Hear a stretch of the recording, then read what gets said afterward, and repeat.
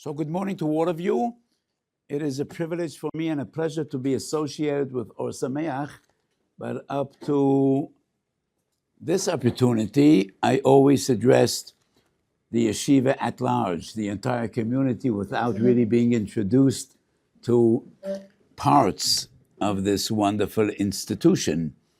So this is my first opportunity to talk to a certain program. And what's this program called? Center? And why is that center? The Center for, I think the Center for Torah Study. But we got thrown into the center.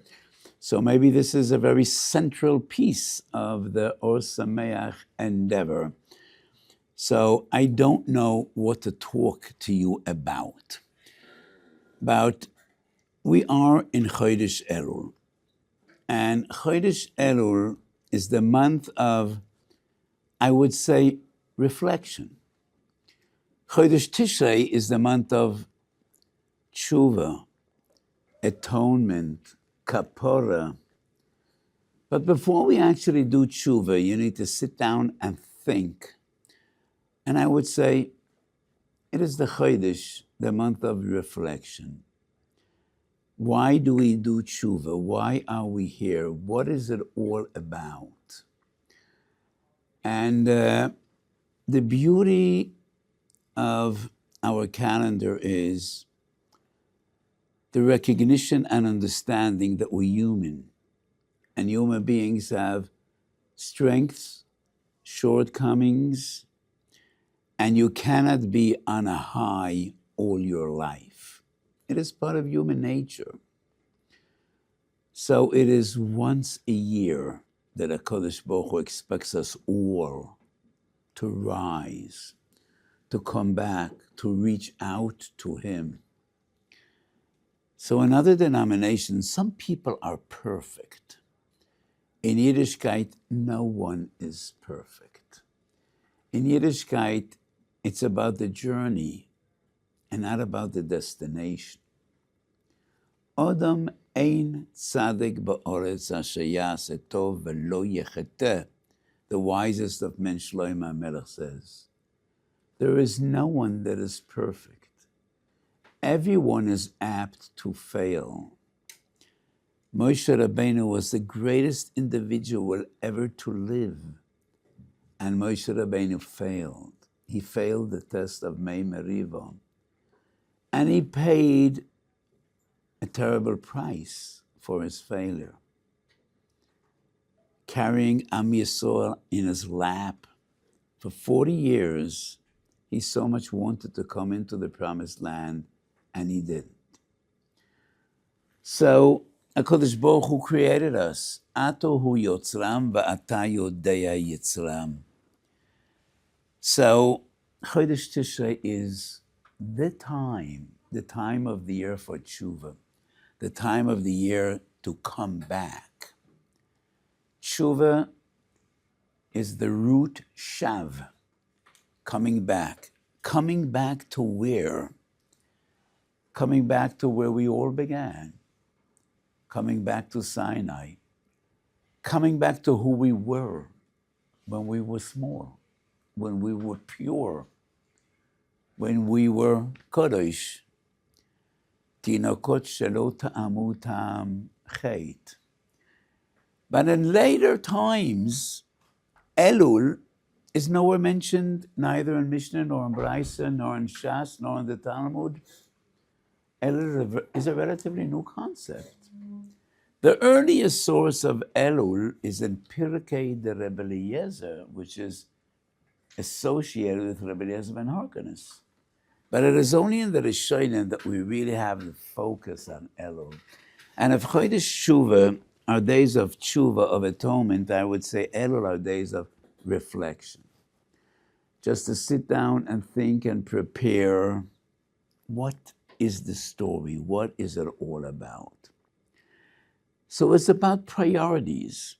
And it's easy for people to prioritize when you have a very limited set of cores, of duties, of things you need to take care of, things you need to do. So in most situations in life, we need to prioritize, There are 5 things I need to take care of. What comes first? What's more important? What is less important? What comes second? It's easy to prioritize. You know, a doctor sometimes in the hospital, he has 3 patients, 4 patients. How do I prioritize? How does one prioritize when he has 613 chores to perform, when he has 613 mitzvahs? And that's our package. Yes, I am aware not all the mitzvahs are relevant in our times. Some mitzvahs are for Kohanim, others for Leviim, but still, we have a very full plate.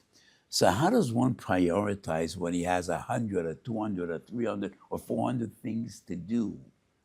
It is only Chazal with their ultimate wisdom and Ruach HaKodesh that have the ability. How does one prioritize? Every day in the morning, even before Birchas HaShachar, we quote a Mishnah in the beginning of Masechet Peah, V'Talmud Torah Keneged Kulam. We are the people of the book. I don't think this expression comes from a Jewish source, but it is a very accurate description of Am Yisrael, of the Jewish people. Education, learning Torah means more to us than to any other society in the world. And many times parents in America, parents from a more modern background, their kids go to yeshiva, and the parents ask me, so when will my son finish his studies? And I say, what do you mean? When will he get his diploma and start doing something real and start... And I say, when will your son finish his studies? I hope when the day comes and he needs to give his neshama back to his creator, that is when he's going to finish his studies. We never finish our studies. Some stages in life we learn more, some stages we learn less. But a Jewish boy, till the end of his life, will learn Shor Shenogach Esapora. What is the din? If an axe, Nigicha in English, sometimes you need to help me, gores. So an axe gored a cow. So in all likelihood, this young boy will never own an ox. His neighbor probably won't own a cow.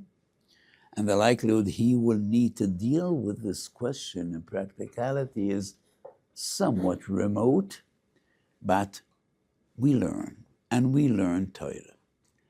Yes, it is far more important to learn Hilchas Tefillah and Hilchas Tzedakah and the halachas of brachas than Shosha and Agachas. But we learn, and we learn every day, and we learn to the end of our days. And Chazal teach us. Number 1 priority, the most important mitzvah is Talmud Torah, and that is unique to us. In all other societies, studying is a means to an end. You study law if you want to become a lawyer. It's ridiculous to study law if you have no plans to be a lawyer. Study medicine because you want to pursue a profession in medicine. You want to be a doctor. We learn for the sake of learning. And why is learning Torah so important?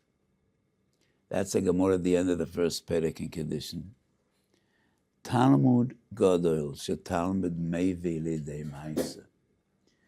You need to learn, because if you don't learn, how would you know what to do and how to do it, and how important it is to do? So we learn because without learning, you would never know what it means to be a good Jew, how to be a good Jew. But we also believe that in a totally spiritual level, learning Torah will open your heart and it'll bring you closer to HaKadosh Baruch Hu. Torah is the word of HaKadosh Baruch Hu. Torah is not just like any other general study. It's not like science or geography or social studies or anything else. Torah is the word of the Creator. It is the word of HaKadosh Baruch Hu. Torah has intrinsic kedusha. So when you learn Torah, it brings you closer to a Baruch Hu in a totally supernatural, spiritual way. So there are two different levels and two different realms in the mitzvah of Talmud Torah. The more important one is, are most of the boys familiar in fundamental Ivrit and Lashon Kodesh? I don't mind if somebody translates. The more fundamental mitzvah of Talmud Torah is Lodat et haderech nelech ba ve'et ha'maaseh asher ya'asun, to understand what is the path we need to tread and what are the deeds we need to perform. Was that a good translation? So that is the most important part of Talmud Torah. And that is why it is important to learn halacha l'maaseh, those halachas that are part of our daily life. You need to learn the halachas of Shabbos, the halachas of Tefillah, the halachas of brachas. But you also need to learn how to learn. You need to develop the skills of Talmud Torah to know how to learn, how to analyze a sugya, how to come from the fundamental argumentation in the Talmud. How do we go from there to reach a halachic conclusion? How you break down a sugya, how you analyze the different opinions, and what are the tools, what's the mechanism of reaching halachic conclusions. And that is primarily why yeshivas are here. It is not only to teach you the basic laws, but also to develop the tools you should be able to learn for the rest of your lives when you leave the yeshiva, because none of you is going to be here forever. We always hope that you're going to stay connected forever, but the limited time you spend in a yeshiva, we try to help you develop your skills to keep on learning. Understand Torah, how to analyze a svara, and how to go from the most fundamental sources up to what we define as halacha l'maaseh, how we actually need to be good Jews. So there are two different levels in the precept, in the mitzvah of Talmud Torah. The more important one is to learn what to do, how to do, why to do. To learn what it means to be a Jew and why it is such a privilege. And why HaKadosh Baruch Hu decided to choose us amongst all the others. And what does it mean to be a chosen people? It's a privilege, but it's no less a responsibility than a privilege. It is not only a privilege. HaKadosh Baruch Hu chose us not only to give us candy, to give us ice cream, to give us gifts, because in the vast majority of what we learn in Torah, Nevi'im, V'Ksuvim, in the Tanakh, it is not about what we get. It is about what we give and what HaKadosh Baruch Hu expects of us and what He demands from us. That is far more obvious in the Torah than what's our part of the deal. Our part of the deal is not mentioned a lot. What is far more stressed is, what are we expected to give? And that is what it means to be a chosen people. So I just try to share with you and explain why learning Torah is so important. And out of the entire package, whether it's 613 or 400 or 300 or 200 mitzvahs, what reigns supreme and what comes first is learning Torah. So I'm happy to see you all here, and I think you made a great choice when you decided to come to Or Somayach. Last week was the Yortzeit of the Or Somayach, of Rameh Simcha. And Thursday night, it was publicized. I gave a shiur about the teaching, the philosophy, the Torah of the Or Somayach. The Or Somayach was Rameh Simcha, the Rav in Dvinsk. Dvinsk is a town in Latvia, one of the 3 Baltic states. And he was there for 40 years. And he was one of the most original Gedolim, one of the most original thinkers in the last 200 years, one could say. He was a giant in so many ways. And I never knew why the founder of this magnificent yeshiva, that Tzaddik Ramot Hashem, why he chose to call the yeshiva Or Somayach. I have no idea. I don't think he was a Talmud of the Or Somayach. I don't think he ever was in Latvia, but I never knew. But it's a great choice. Maybe the name is so appealing. Or Somayach means a light of happiness. Is that a good translation? More or less. Light. Torah is light. Kiner mitzvah v'Torah oira. But what HaKadosh Baruch Hu expects us to see in Torah is happiness. Because the Torah has two facets. Some people are horrified, terrorized, afraid. Because when you become aware how much HaKadosh Baruch Hu expects of us, machshava, dibur, v'maaseh, you never really have a free moment. It's all day and all night, 24/7, 365 days a year. You never get a break.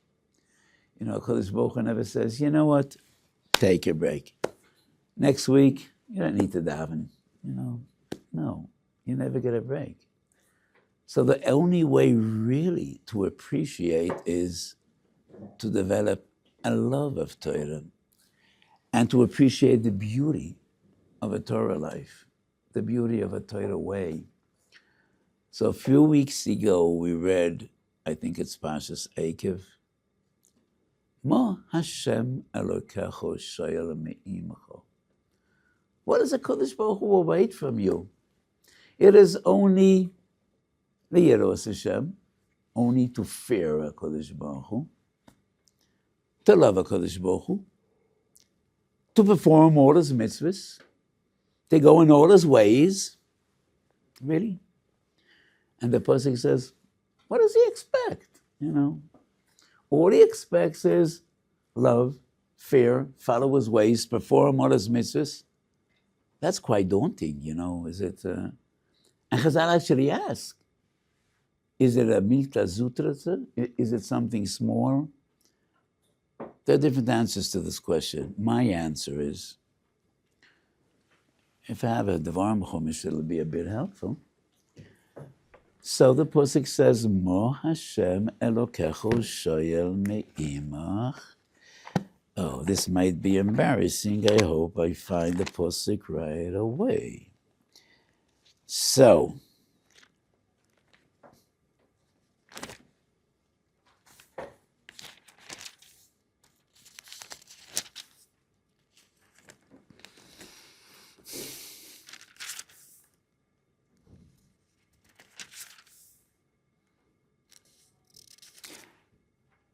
miracle. I found it. V'ati Yisrael, Mo Hashem Elokecho Shoyel Me'imach. What does HaKadosh Baruch Hu wait from you? Kim liyiros Hashem Elokecho, fear HaKadosh Baruch Hu. L'leches b'chol d'rochav, follow all His ways. Liyahavos Hashem, love Him. L'aved es Hashem Elokecho, serve Him with all your heart and all your soul. L'shmor et mitzvot Hashem v'et chukotav, asher anochi mitzavcho hayom, l'toiv loch. It should be good for you. And if you will appreciate and feel l'toiv loch, all HaKadosh Baruch Hu wants is to make you happy. All HaKadosh Baruch Hu wants is you have a lovely life, a life of blessing. And if you will develop that feeling and appreciation, nothing is hard. Nothing is hard. Probably one of the most fundamental longings, urges in the human condition is, most of the kids are from America, right? So do you know the expression, the pursuit of happiness? The founding fathers in America defined the three fundamental rights of every human being: life, liberty, the pursuit of happiness. In Lashon Kodesh, chipus ha'osher, the pursuit of happiness. So the pasuk is so simple. Kodesh Baruch Hu expects you to love HaKadosh Baruch Hu, be in awe of HaKadosh Baruch Hu, follow his way, do a mitzvahs, let toivlach, and you will appreciate that the happiest person in the world should be a Ben Torah. Recently I was in America and I had a meeting with a person. He was introduced to me. I was told he's a billionaire. When I came to see him, he made a condition: don't talk to me about money. I wondered, so what does the person think I want to talk to him about the weather, about sports? I mean, if I don't, he doesn't want me to talk with him about money, so why would I want to come to see him? But I went anyway, because I felt if a person doesn't want to talk about money, it might be even more important to meet him. So I went to see him. We had a very nice conversation. And he asked me, how many children do you have? And I said, I have 7 children. How many grandchildren? A bunch. And then he sighs and he says, I have 4 children, a boy and 3 girls. None of them are married. And I don't even know whether they want to get married. And then he says, my dream is to have a grandchild. And he doesn't know whether that dream will ever be fulfilled. And I think to myself, coming going from America, on the door there will be all kind of signs and placards from my Yeneklech. They'll all be waiting for me. And I'm going to bring some little tchotchkes, some little gifts to make them happy. I cannot imagine a more gratifying, a more beautiful life. And a Shabbos table with your family. How beautiful, how uplifting. And I must say, every time I give a shir, I enjoy it. I like it a lot. So if any of you boys want to choose a profession, it takes a bit of effort, but try to be a Rosh Yeshiva. Try to be a Magachir.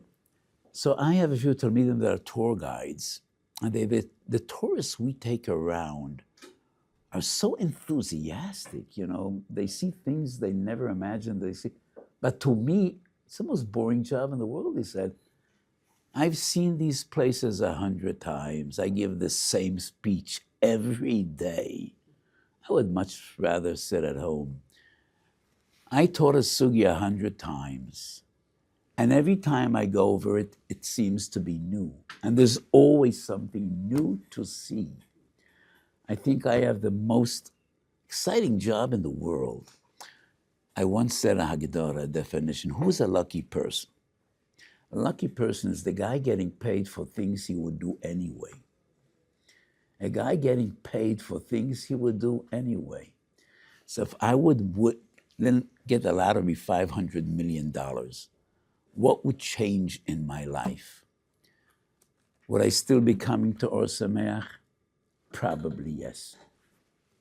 Don't tell Rabbi Schiller. Would I stop giving shiurim? No. Would I stop my writing and my publishing for him? No. What would change in my life? Very little. I would like to buy a house in Yerushalayim for each of my grandchildren, but $500 million wouldn't be enough to do that. So I'm a lucky man. I'm a man getting paid for things he loves to do. And that's my bracha to all of you. You're in a great yeshiva. Thank you, Kodesh Baruch Hu, you're here. Take advantage of every moment. And when you leave the yeshiva, make sure that the yeshiva doesn't leave you. Have a great year. Shona Tova. We have time for a few questions. What should we take away from the fact that it rained in Yerushalayim on Shabbos 2 weeks ago? Before Shabbos and snow? Prepare a raincoat next time you want to leave the yeshiva. I don't know. I don't see any special significance that it rained at a certain date. Fundamentally, I need to apologize. I'm not a mystic. I'm more of a rational, halachic person. When it rains, you thank HaKadosh Baruch Hu for the rain. When it's sunny, you thank HaKadosh Baruch Hu for the warmth. You thank HaKadosh Baruch Hu for whatever gifts He gives. What's the difference between an ordinary Jew and a great Jew? There is no ordinary Jew. Jews are never ordinary. Every Jew is unique and every Jew is precious in his own way, in his own way. And we need to see the unique beauty in each and every Jew. But fundamentally, when you ask what's the difference between an ordinary Jew and a great Jew, the difference between an ordinary person and a greater person, I mean, how do we define greatness? That is the fundamental question. There are many ways to define greatness. To us, being great is being good, not being talented, not being powerful. Being great depends on which world you live in. If you're a boxer, you know what being great means. You could kill other people. If you're a teacher, being great is having the talent to teach. If you're a scientist or a physicist, being great means you have a great mind. If you're a Jew, being great is being good. Coming closer to HaKadosh Baruch Hu, doing good for people, and being great means being good. Ben Adam lechavero and Ben Adam lemako.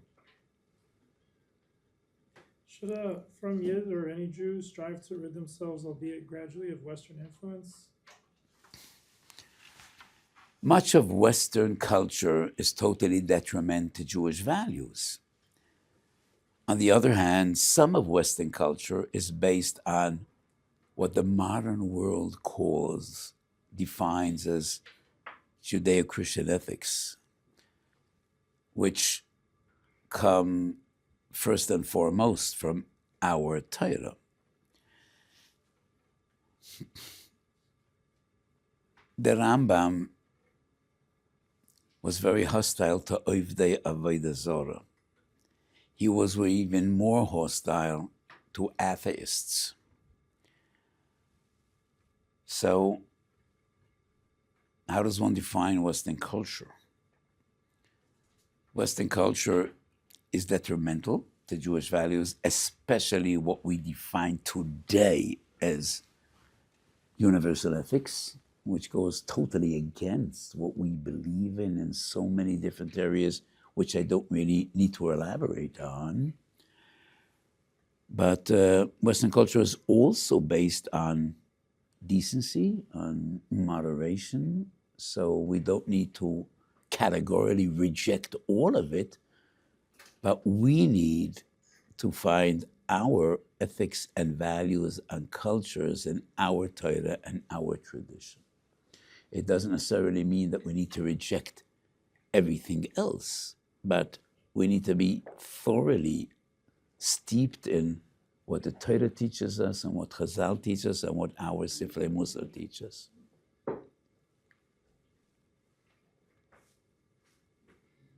What does it take to become a great Torah scholar, and how do we deal with the physical,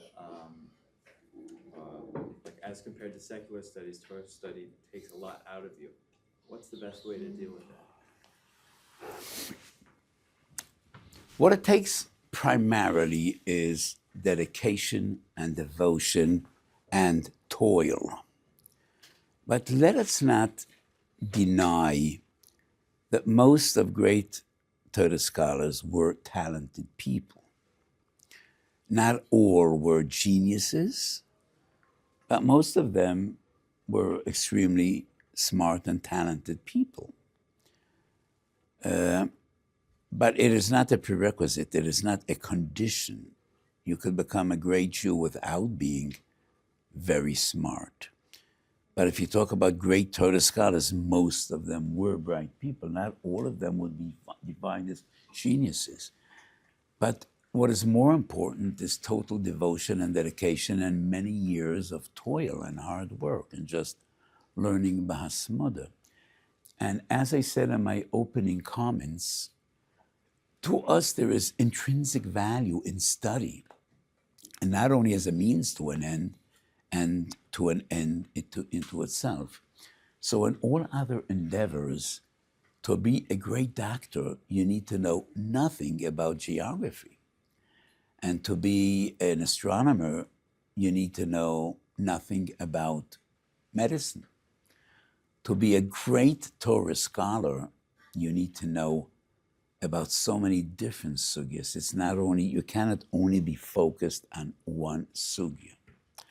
So if you only learn Hilchos Shabbos, you could become a specialist in Hilchos Shabbos, but you can't really become a posek. You can't really become a gadol. A gadol b'Torah needs to know so many different areas of Torah, and you need to see a far bigger picture than in any other intellectual endeavor. You decide when we need to stop. Maybe we'll just do mincha here, because they started already Okay. downstairs. Okay, so I have one or two more. question, and we'll Okay. start mincha, and we'll do here. Two-part question. Why does it seem that music study is defined to be outside Torah learning in Haredi schools? And if at all, how does being musical assist the youth in elevating their tefillah, their learning, and their experience and connection with Hashem? I don't think music is something we should not pursue. I could be a bit personal, you know. I am musical, but I never really had time to dedicate to music appreciation. But I have 3 daughters. One plays the piano, one plays the flute, and one plays the violin. And just yesterday, one of my granddaughters started getting the flute lessons, and in our family, there's a lot of music. Part of Avodas Beis Hamikdash, you know, the Levium brought joy into the service of the Beis Hamikdash, and the Levium played instruments, and there were vocalists, and I don't think music is out. And I think that in many Beis Yankovs, there is some music. The problem is our daughters are expected to bring parnasa, and music is not really a very profitable proposition in Haredi society. So, but I think music is very positive, and I think music could bring you closer to HaKadosh Baruch Hu. And it was part of Avodas Hamikdash. It was part of the Avodah in the Beis Hamikdash. It was a pleasure to be with you this morning, and I want to wish you all a kasiva v'chasim et toiva. We shall all together with Kol Beis Yisrael have a wonderful year and a Shana Toiva Mesuka.